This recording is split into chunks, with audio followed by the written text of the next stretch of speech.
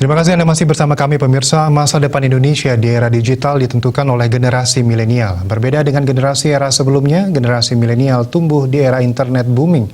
Kemajuan teknologi digital memberikan berbagai informasi dan peluang baru yang tidak pernah dinikmati generasi sebelumnya.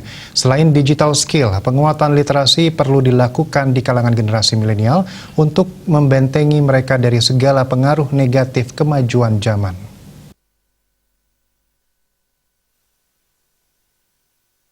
Analisis kebijakan pada Badan Litbang Kabupaten Badung, Gusti Ayu Ngurah Lita Rumiati menyampaikan, media sosial menjadi salah satu platform digital yang paling sering diakses oleh generasi milenial. Berdasarkan riset Alfara dalam Indonesia Gen Z and Millennial Report 2020, medsos yang aktif digunakan oleh kalangan milenial muda di Indonesia adalah Facebook yang mencapai 74,2% dan Instagram 22,1%. Pada aplikasi pengiriman pesan, generasi muda banyak berinteraksi melalui WhatsApp.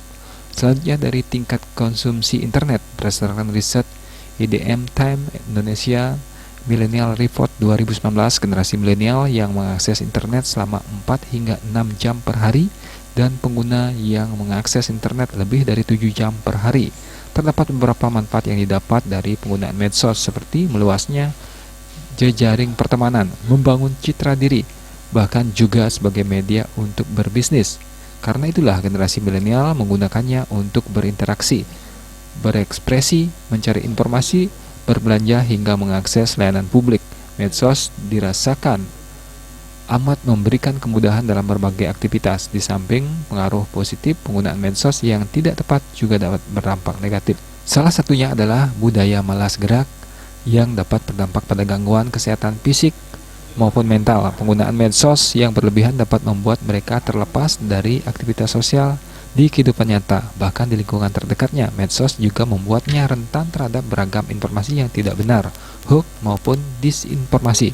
Dengan memperhatikan dampak positif dan negatif dari tingginya berhubungan generasi milenial dengan medsos maupun berbagai produk teknologi digital lainnya, maka pemanfaatan medsos dan teknologi digital oleh generasi milenial perlu diarahkan pada aktivitas yang mendorong inovasi dan kreativitas. Diperlukan kepedulian dan komitmen bersama dari generasi milenial, orang tua maupun masyarakat selaku pengguna teknologi digital agar peluang yang muncul dari teknologi digital ini menghasilkan sesuatu yang positif.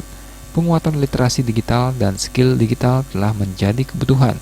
Indonesia dengan generasi milenialnya berpotensi besar melahirkan pengusaha-pengusaha milenial di bidang industri kreatif berbasis digital. Pada era digital, harapan Indonesia berada di generasi milenial. Semua pihak berperan penting agar generasi milenial menjadi generasi medsos yang kreatif dan berdaya saing sehingga dapat berkontribusi untuk kemajuan Indonesia di era digital serta mendukung terwujudnya Indonesia maju di tahun 2045. Bali Post melapor.